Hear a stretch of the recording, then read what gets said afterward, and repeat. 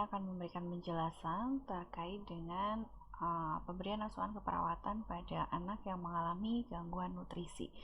Nah, di dalam gangguan nutrisi, penyakit penyerta yang memungkinkan anak itu mengalami gangguan nutrisi, salah satunya adalah juvenile diabetes mellitus atau dikenal juga dengan DM tipe 1 gitu ya. Jadi ini memang banyak dialami oleh anak-anak dan remaja.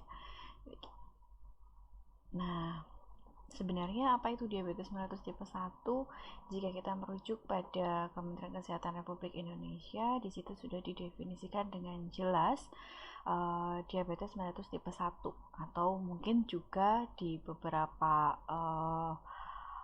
pembahasan diabetes mellitus tipe 1 ini juga disebut dengan juvenile DM. Nah, jadi kalau DM tipe 1 ini memang dari tubuh itu sudah tidak memproduksi insulin gitu ya, karena sel pankreasnya itu mengalami kerusakan gitu. Nah, sel pankreas sendiri kan dia memproduksi insulin gitu ya. Nah, tapi kalau sel pankreasnya itu ada kerusakan, maka dia tidak bisa memproduksi insulin yang seharusnya dia bisa mengatur kadar gula di dalam darah. Tapi karena dia rusak, akhirnya tidak bisa memproduksi insulin. Nah, makanya terus terjadi ketidakseimbangan kadar glukosa di dalam darah.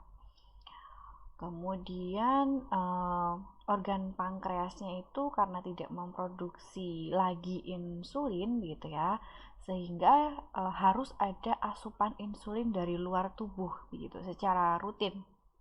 Jadi satu hal yang mungkin perlu kita syukuri begitu ya, saat ini kita bisa beraktivitas sehari-hari begitu tanpa ada satu tindakan khusus yang setiap hari harus dilakukan. Seperti contohnya misalnya kalau anak-anak yang menderita DM tipe 1 ini gitu ya, setiap sebelum makan itu harus dia menyuntikkan sendiri begitu. Misalnya kalau pada anak usia sekolah dasar begitu ya, dia sudah bisa menyuntikkan insulin sendiri. Nah, saat ini kita bisa tidak perlu mempedulikan itu begitu ya. Nah, itu satu hal yang perlu kita syukuri juga. Nah, tetapi ada beberapa yang dia harus berkawan dengan insulin setiap harinya, karena pankreas dia itu sudah tidak bisa memproduksi insulin, dan itu biasanya memang sudah dari bawaan begitu ya. Jadi dari lahir memang ada gangguan di sel pankreasnya sehingga dia tidak bisa memproduksi insulin tadi, maka dia harus mendapatkan insulin dari luar begitu. Nah, di sini juga dituliskan, disebut juga dengan diabetes juvenil karena biasanya didiagnosis pada dewasa muda ataupun anak-anak, lebih banyak ke anak-anak dan remaja begitu ya. Jadi pada usia 0 sampai dengan 18 tahun gitu. Kemudian ada beberapa juga yang menyebut diabetes tipe 1 ini dengan diabetes insulin dependent, artinya dia tergantung pada insulin.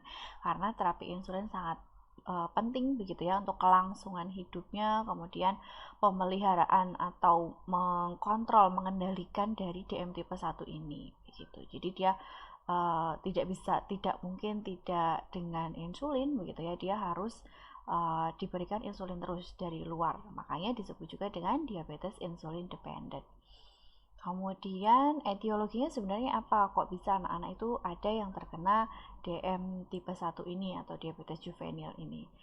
Sebenarnya tadi di awal gitu ya sudah saya singgung bahwa penyakit ini adalah penyakit bawaan sehingga tidak bisa dicegah begitu ya, ataupun disembuhkan ketika sudah didiagnosa gitu pada anak-anak, tetapi bisa dikendalikan. Nah, tetapi mungkin ada beberapa hal yang bisa preventif begitu ya. Kalau namanya preventif kan berarti sebelum terjadi. Nah, makanya penting memperhatikan kesehatan ibu dan bayi begitu ya.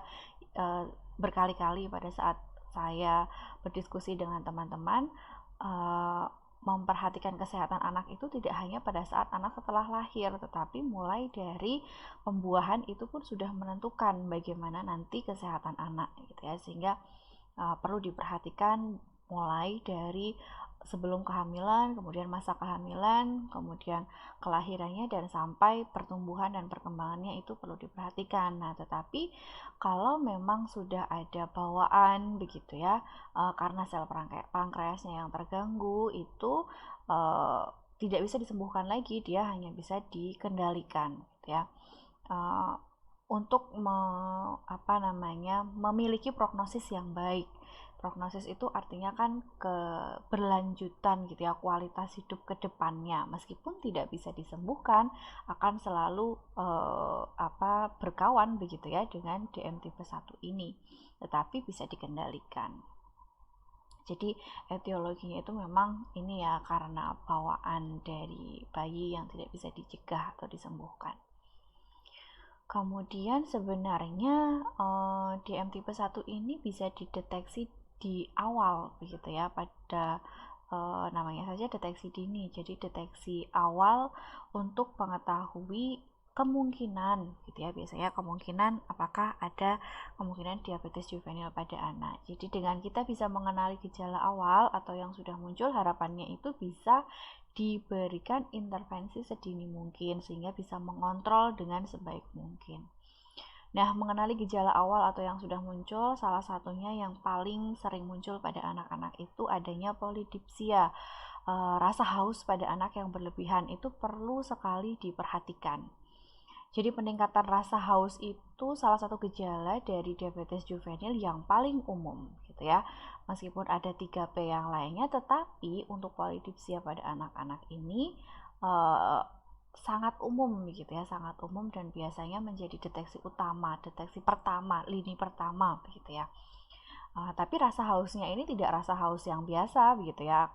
Kita perlu bedakan itu. Jadi di sini rasa hausnya adalah rasa haus yang ekstrim, karena tubuh itu berusaha mengeluarkan semua glukosa gitu ya di dalam darah yang tidak bisa digunakan gitu ya, karena tidak ada insulin yang mengantarkannya ke sel. Jadi anak-anak itu ya selalu merasa haus, kemudian minum jauh lebih banyak dari asupan cair biasanya. Misalnya kebutuhan anaknya itu 5-8 gelas per hari begitu ya, itu bisa lebih dari itu, bisa lebih dari 8 gelas. Nah, standarnya pada anak-anak itu kan minum antara 5-8 gelas per hari ya, tetapi pada usia 5-8 tahun begitu ya, kalau jadi tergantung usia. Kalau misalnya usia 5-8 tahun ya minum lebih sedikit, misalnya sekitar 8 gelas begitu ya. Tapi kalau yang lebih besar itu ya lebih banyak. Yang lebih dari 8 tahun itu ya lebih dari sampai dengan 8 gelas. Nah, tetapi kalau di sini misalnya dia ada kemungkinan ke diabetes juvenil, maka lebih dari itu gitu ya per hari. Nah, kenapa bisa seperti itu? Tadi adanya rasa haus yang ekstrim karena tubuh kita itu berusaha untuk mengeluarkan glukosa dalam aliran darah yang tidak dapat digunakan karena tidak ada insulin yang mengantarkannya ke selnya tadi. Nah, kemudian ini masih di definisi diabetes juvenil dari beberapa sumber begitu ya. Jadi sama diabetes yang dia bergantung pada insulin gitu ya, penyakit yang muncul karena memang pankreas berhenti memproduksi insulin. Kemudian insulin sendiri sangat penting karena dia hormon yang mengatur jumlah gula atau glukosa di dalam darah. Kemudian insulin juga membantu mentransfer glukosa ke sel-sel tubuh untuk menghasilkan energi. Nah, tadi kenapa dia bisa kehausan? Karena dia tidak mampu mengantarkan glukosa itu ke sel-sel tubuh yang untuk menghasilkan energi gitu ya. Kemudian kalau tidak bisa memproduksi insulin, akhirnya glukosa tetap berada di dalam darah. Nah, akhirnya kadarnya di dalam darah itu menjadi meninggi gitu. Kemudian sebenarnya tipe 1 ini bisa menyerang di segala usia, cuman lebih banyak ditemukan diderita itu oleh orang yang berusia di bawah 30 tahun. Nah, biasanya memang jenis diabetes ini umum sekali di masa anak-anak, begitu ya, dideteksinya, didiagnosanya itu ketika di masa anak-anak, itu paling umum begitu. Kemudian serangan gejala diabetes juvenil itu biasanya cepat, gitu ya, jadi sangat cepat gitu. Kemudian Diabetes juvenil ini jika bisa dideteksi sedini mungkin, maka keparahannya itu akan bisa dipreventif gitu ya. Kita berbicaranya preventif keparahan karena tidak bisa disembuhkan gitu ya. Nah, kalau tidak bisa dideteksi sedini mungkin itu juga menjadi masalah lagi karena akan menimbulkan komplikasi yang lebih, misalnya komplikasi yang lebih serius ke arah gagal ginjal, koma, bahkan sampai dengan kematian. Kenapa? Iya, karena kan saling berkaitan begitu ya antara pada saat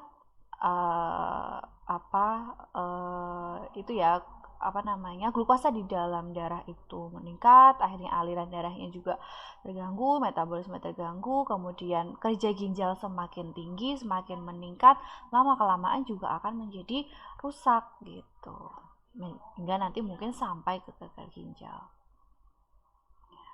Nah, ini ya yang tadi. Nah, kemudian sebenarnya masalah dalam penata laksanaan diabetes pada anak dan remaja itu masih ada saat ini di negara kita, di Indonesia begitu ya, yang kalau kita tilik lagi angka kejadiannya itu juga semakin meningkat dari tahun ke tahun. Tetapi ternyata memang dalam tata laksana diabetes pada anak dan remaja ini masih ada berbagai permasalahan. Nah, sebenarnya ada 5 pilar untuk manage gitu ya anak-anak yang sudah terkena DM1 ini. Jadi insulin itu kan berupa hormon begitu ya. Jadi ini berkaitan juga dengan endokrin system. Jadi terkait dengan hormon yang dikeluarkan di dalam tubuhnya, di dalam sel pankreas, itu kan dia menghasilkan hormon namanya insulin. Tapi kalau dia terganggu maka dia tidak bisa mengeluarkan insulin. Tadi ya inti dari diabetes mellitus tipe 1 itu. Tetapi ada 5 pilar yang terus digencarkan begitu ya ketika anak-anak menderita DM tipe 1. Jadi yang pertama harus ada blood glucose monitoring. Jadi sudah bersifat seperti mandiri, artinya orang tua dan anak-anak itu dilatih untuk memonitoring level atau kadar gula di dalam darah. Jadi mempunyai glukocek sendiri di rumah gitu ya, setiap saat itu bisa mengecek begitu ya, paling tidak itu sehari sekali gitu ya, misalnya untuk dicek. Kemudian pemberian insulin, pilar yang kedua. Pemberian insulin itu juga menjadi pilar yang sangat penting untuk kita mengontrol metabolik. Artinya ini kan terkait dengan metabolisme di dalam tubuh begitu ya. Nah, dengan memberikan insulin, maka yang harusnya kan sel pankreas bisa mengeluarkan insulin, tetapi karena dia tidak bisa memproduksi, akhirnya harus diberikan dari luar. Nah, itu terus begitu ya, harus diberikan selalu. Kemudian pilar yang selanjutnya adalah nutrisi. Penting sekali untuk kontrol nutrisinya, gitu ya. Jadi tetap semua komponen, apalagi pada usia anak-anak begitu ya, nutrisi akan sangat diperhatikan, dikontrol. Jadi bagaimana karbohidratnya, bagaimana proteinnya itu juga harus diperhatikan. Jadi meskipun dia menderita DM1 bukan berarti dia terus tidak makan nasi, tidak makan karbohidrat, tentu tidak, perlu diperhatikan. Tetap semua komponen itu harus ada, mulai dari makronutrien sampai dengan mikronutrien. Jadi mulai dari karbohidrat, protein gitu ya, lemak, sampai yang mikronutriennya, bagaimana zat besinya, vitamin, mineralnya, begitu itu harus dipenuhi. Jadi semua harus ada, tetapi perbedaannya adalah dari segi jumlah kalorinya, jumlah porsinya gitu. Kemudian aktivitas fisik juga tidak kalah penting yang menjadi pilar dalam mengontrol penyakit metabolik ini. Jadi meskipun dia ada DM tipe 1, bukan berarti tidak melakukan aktivitas fisik sama sekali, karena justru itu sebagai pengontrol di dalam pilar untuk DM tipe 1 ini. Kemudian edukasi yang selalu harus diberikan dari tenaga kesehatan kepada keluarga. Jadi family center care di sini juga harus diterapkan, bagaimana karena ini penyakitnya dalam jangka waktu yang lama, sehingga tidak mungkin kalau kita hanya memberikan edukasi di awal, harus secara berkesinambungan, berkelanjutan. Kemudian Tujuan tata laksana DM pada anak yang pertama jelas untuk memastikan tumbuh kembang dan maturasinya itu normal. Jadi kematangan gitu ya. Kalau anak-anak itu kan semakin bertambahnya usia harapannya maturasinya akan semakin matur begitu ya, matang. Nah, itu harus dipastikan dia bisa bertumbuh dan berkembang lalu maturasinya juga dalam keadaan yang normal. Kemudian tujuannya adalah menentukan target yang realistis untuk tiap anak dan keluarga, karena meskipun sama-sama DM1 mungkin antara keluarga satu, anak satu dengan keluarga yang lain dan anak yang lain itu berbeda batasan target glukosa dalam darahnya misalnya, target dietnya misalnya itu berbeda. Kemudian tujuannya juga untuk pencegahan komplikasi akut dan juga yang kronis. Jadi misalnya jangan sampai ketoasidosis diabetes atau koma diabetik gitu ya, bahkan sampai yang koma diabetik. Kemudian hipoglikemia berat. Jadi meskipun ini ya membatasi, tetapi jangan sampai malah hipoglikemi, itu juga akan menimbulkan masalah lagi. Kemudian tujuannya adalah untuk mengurangi atau mencegah kemungkinan komplikasi yang mikro dan makrovaskuler. Kemudian tujuan tata laksana DM yang selanjutnya adalah meningkatkan kualitas hidup supaya bisa mendekati normal, karena yang penting adalah kita bisa mengatur ya, tapi memperbaiki kualitas hidupnya. Jadi meskipun dia menderita, kemudian selama hidupnya dia harus insulin dependent, tapi kita bisa meningkatkan kualitas hidupnya yang mendekati normal gitu. Kemudian memberikan dukungan dan kolaborasi dari multidisiplin. Tidak bisa kita hanya bekerja sendiri, misalnya hanya perawat saja, itu tidak bisa. Tentu butuh kolaborasi dengan multidisiplin, artinya dengan dokter, dengan tenaga medis yang lainnya, begitu ya. Misalnya petugas kesehatan profesional ya seperti kita, dokter, begitu ya. Kemudian edukasi untuk nutrisi tadi ya, karena salah satu pilar yang paling penting dalam menyelesaikan DM tipe 1 ini adalah edukasi nutrisi. Kemudian dukungan psikologis juga sangat penting. Lagi dan lagi, ini merupakan penyakit yang terus-menerus dihadap, artinya dalam jangka waktu yang lama, sehingga perlu dukungan psikologis. Kemudian dukungan dari lingkungan, termasuk bagaimana kebijakan pemerintah itu juga penting terkait biaya pengobatan, kemudian pelayanan kesehatan, kebijakan dari pemerintah itu akan sangat mempengaruhi begitu ya bagaimana tata laksananya. Kemudian tujuan dan tata laksana DM yang selanjutnya adalah meningkatkan pengetahuan publik. Jadi bagaimana petugas kesehatan juga aware, sadar, paham betul bagaimana tata laksana, kemudian pembuat kebijakan gitu ya, kemudian masyarakat secara umum itu pengetahuannya itu meningkat terkait dengan DM tipe 1 ini, sehingga bisa manajemen begitu. Kemudian tujuan tata laksana DM gitu ya. Jadi tata laksana atau apa yang harus kita lakukan dalam perawatan anak dengan DM itu harus mempertimbangkan beberapa hal, seperti keadaan keluarga. Jadi tidak bisa disamakan, tidak bisa harus tata laksananya itu sama, itu tidak bisa. Meskipun 5 pilar tadi diterapkan di semua, tetapi mungkin ada beberapa perbedaan. Tapi 5 pilarnya tetap harus ada gitu. Kemudian kondisi sekolah itu juga harus dipertimbangkan. Jangan sampai anak ini merasa berbeda dengan teman-teman yang lainnya. Kemudian artinya kan berarti harus ada dukungan dari sekolah. Kemudian aktivitas fisik juga perlu dipertimbangkan. Jadi ada aktivitas fisik khusus untuk anak-anak dengan DM misalnya begitu ya, disesuaikan dengan kemampuannya. Kemudian pola makan perlu dipertimbangkan, keadaan sosial ekonomi, budaya juga, kemudian kondisi medis lain atau komplikasi, misalnya sudah ada komplikasi, itu juga harus dipertimbangkan kalau kita mau melakukan tata laksana. Kemudian tata laksana pada awal didiagnosa DM gitu ya. Jadi tata laksana dan edukasi awal itu bisa dibagi menjadi 2 fase. Fase yang pertama itu stabilisasi dan edukasi mengenai survival skills pada beberapa hari pertama. Jadi bagaimana survival skills, kemampuan-kemampuan untuk bertahan untuk anak dan keluarga itu perlu diedukasi gitu ya. Jadi supaya tidak ngedrop begitu ya, misalnya awal didiagnosa karena ini harus disampaikan sesuai dengan kenyataan. Ini harus dari awal itu ditekankan bahwa tidak sembuh tapi bisa dikontrol, tapi bukan berarti akhir dari kehidupan misalnya begitu ya. Kemudian tata laksana DM dalam jangka panjang itu disesuaikan setiap pasien dan keluarga.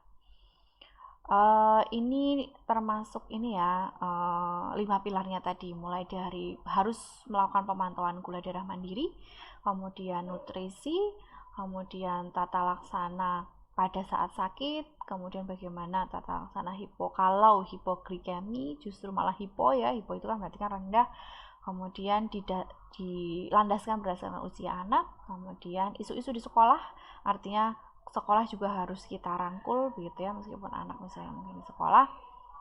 Kemudian komplikasinya juga perlu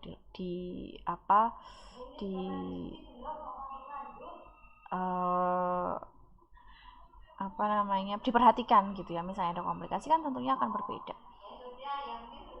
Kemudian tata laksana diabetes pada remaja. Nah, hampir mirip ya, bagaimana insulin itu harus diberikan, kemudian hipoglikemia berapa dosisnya itu sudah saya meskipun itu ranahnya dokter misalnya yang memberikan berapa dosisnya, tetapi kita harus tahu juga begitu ya. Nah, itu sudah ada di buku panduan untuk DM pada anak. Nah, kemudian sudah saya masukkan juga di LMS. Kemudian hipoglikemi sama ya, kontrol berat badan, deteksi dini dan tata laksana komplikasi, pola hidup, transisi perawatan. Ada beberapa hal yang perlu kita lihat begitu ya, bagaimana DM ada di Indonesia. Kalau kita lihat situasi masa lalu begitu ya, dulu itu kesadaran akan dan pengetahuan terkait dengan DM tipe 1 ini itu masih sangat kurang, sehingga banyak pasien yang meninggal yang sebenarnya mungkin dia DM tipe 1 tetapi tidak terdiagnosis. Kemudian permasalahan di masa lalu juga sangat sedikit pasien yang terdiagnosis karena tidak bisa dideteksi dari awal. Gitu ya. Lalu bagaimana situasi saat ini ketika di Indonesia gitu ya? Ini tahun 2010 begitu ya. Jumlah penduduk Indonesia itu 237 dan sekarang kan bertambah ya. Kemudian 83 juta itu anak-anak. Nah, tetapi kita bisa lihat yang prevalensi DM yang sekarang itu semakin meningkat juga begitu ya. Kemudian untuk DM tipe 1 pada anak-anak juga semakin meningkat. Kemudian isu terkini terkait dengan DM tipe 1 ini ternyata kesadarannya itu masih rendah gitu ya. Kemudian registrasi nasional artinya pencatatan, kemudian terkait dengan kebijakan-kebijakan pemerintah itu juga masih kurang. Kemudian diagnosis masih sedikit jumlah pasien yang bisa teridentifikasi terdiagnosis dia DM tipe 1. Kemudian petugas kesehatan begitu ya. Kalau ini dilihat dari dokter anak begitu ya, itu masih kurang. Nah, kemudian dari Kementerian Kesehatan belum ada langkah yang jelas dalam tata laksana DM tipe 1, tapi sekarang sudah mulai muncul tata laksananya begitu ya. Kemudian edukator, itu tidak ada edukator khusus, tapi sekarang kan mulai direkrut gitu ya. Kemenkes itu mulai merekrut di setiap puskesmas itu harus ada satu di edukator yang dia tugasnya adalah mengedukasi. Ini peningkatan diabetes mellitus sampai tahun 2015 itu semakin meningkat dan jumlahnya sangat drastis bahkan sampai sekarang. Kemudian bagaimana tantangan saat ini gitu ya, dengan semakin meningkatnya insiden atau angka kejadian DM gitu ya,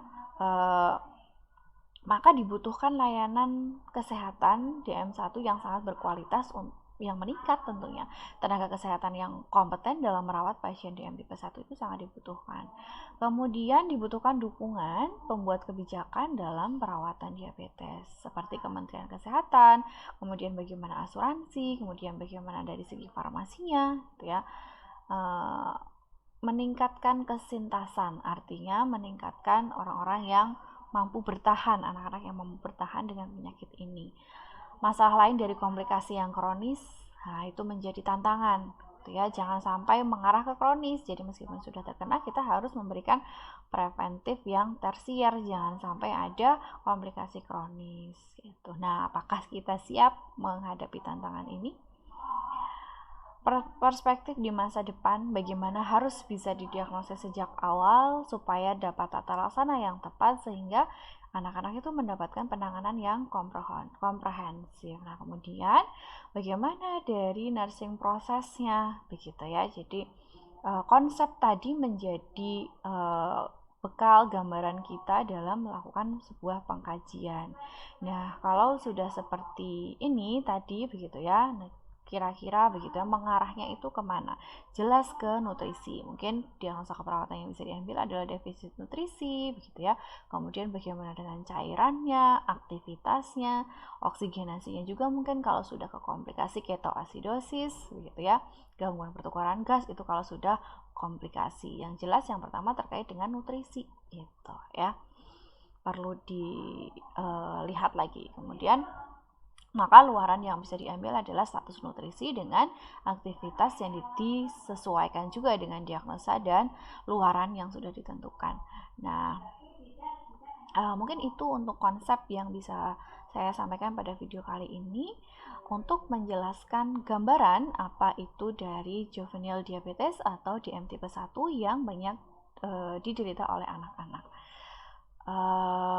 Cukup sekian untuk penjelasan di video kali